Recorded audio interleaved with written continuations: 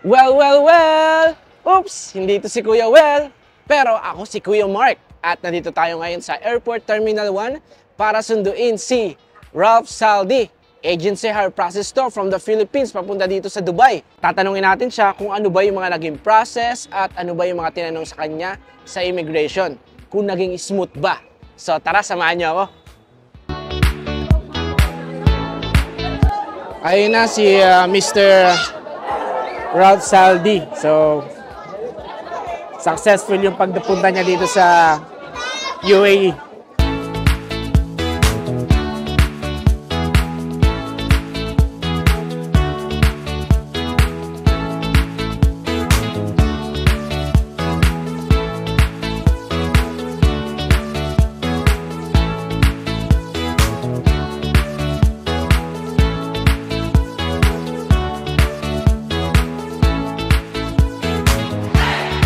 Ayan, so kasama na natin si Mr. Ralph Saldi at kamusta naman po yung biyahe niya sa pagpunta po dito sa UAE?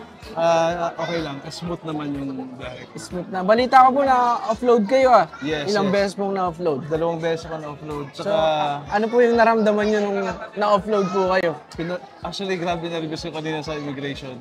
Kasi, syempre, yung feeling na ma-offload ka na naman. Pero, pagdating ko doon, binigyan nila ako ng white form to lift. Yan po kasi na second immigration po kayo. Sa window 2. Pero grabe nervous ko. Hindi, nung ano po, nung na-offload po kayo ng unang beses, ano po yung pakiramdam nung... Syempre, very frustrating kasi syempre, nag-expect ka na makapunta ka dito ng Dubai and tsaka gumastos ka na rin. Oo, syempre, sayang po yung time, yung effort, yung pera din. Yes. Eh, yung second offload nyo po. Second offload, ganun din, same emotion kasi yung expectations. Plus yung keyboard ko, nadala sa Brunei ng tita ng kasama ko. Nadala po yung keyboard nyo. Ay, kasi oo nga po, nabalita ko, nag-ano po kayo, nag-organ kayo. No? Pero ano po, nabalik na naman.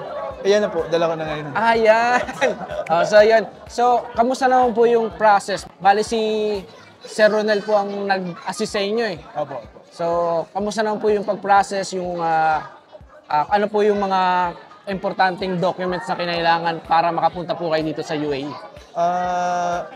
Actually, yung kinailangan, syempre yung kontrata ko dito, yung kontrata sa employer ko, tapos pagdating kasi doon, ang ginawa ko lang naman, medical tsaka PDOS na eh. So, bali sila na lahat nag-provide. Sila nag-asikaso ng contract ko para ma-approve sa Polo. Apo. And then, pinadala nila sa POA. Ang importante ng papeles po dyan, yung pinakang ano niya eh, OEC. Yes. Yan. Nung binigay niyo po yun sa immigration, di ba kukunin po yung immigration, ano pong sabi sa inyo? Actually, yun lang yung kailangan nila. Hindi na nga nila tinignan yung mga ibang docs, yung like kontrata. OEC lang kinuha nila sa akin. It's more than enough. So ito po, kasama niya yung mga pinsan niya dito. Yeah. Sila tumulong sa akin. Lalo na to si Ate Hilda, sila tumulong sa akin. Saan po ba kayo sa Pilipinas? Sa Bicol. Bicol? Saan po sa Bicol? Sorsogon. Sorsogon. May mga kakilala din po ako sa Bicol eh. Kilala ko sa Taga Quezon po kasi ako eh. I see. Dinadaanan namin kayo. Lagi. So, ayun mare-recommend niyo po ba yung Aba or Alba Balabiad? Of course. Very smooth yung transaction ko sa agency. Tsaka wala akong naging problema. Lalo na sa immigration. So, try nyo next time magpa-assist. Ayan. Salamatan niyo po si Sir Ronel, siya nag-asikaso nung nag-assist po sa inyo. Sir Ronel, thank you very much. Wala siya ngayon dito. Wala po siya ngayon. Hope to see you next time. Ayan. Tsaka dapat si Kuya Well ang mag-interview sa inyo. So ako muna yung pumalit kasi wala po siya. Okay. So ayun, thank you din po kay Kuya Well at saka sa sa Aba or Alba Balabiad. Okay, kay Kuya Well, thank you very much. And then sa Alba, sa agency ng Alba. Ayan. So ano po ba yung magiging niya dito ngayon? Magiging work? Actually, meron na ako work dito sa High Art. And then, baka magkakaroon pa ako ng ibang sideline sa music. Ayan. So, thank you so much po. And welcome po sa Dubai! Hello guys, so kasama natin ngayon si Mr. Jenny. At Yes. kamusta naman po yung naging process na pag-assist din ni Mr. Ronel? Napakaganda. Medyo may konting hassle dahil siguro sa budgeting. But, in general, Ganda. So, Ganda. bali ano po, Very good. gaano katagal yung naging process po natin, yung pag-aantay din po natin bago po makarating dito si Mr. Ralph Saldi? Ang expectation talaga natin is hanggang end of the month. But napaaga pa nga yung OEC.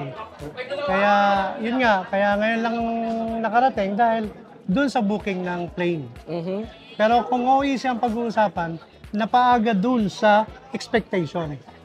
So ano po yung masasabi niyo naman sa process at saka services? Ang ganda, ang ganda. Napakaganda. Marirecommend niyo po ba yung Abao or Albabalabiad?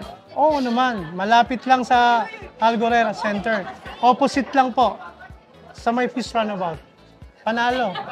So thank you so much po at maraming salamat at congratulations po kasi nandito na po si Mr. Ralph Saldi. Thank you.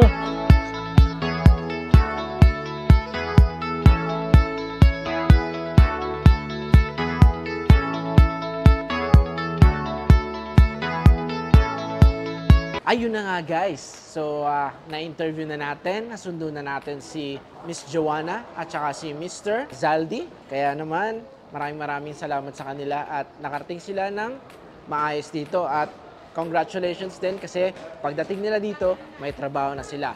At anong tawag dyan? That's agency hired process. Kaya if you want to magpa-process ng mga documents sa Abao or Albabalabiad, just contact us on WhatsApp and any of our social media accounts and we're going to assist you.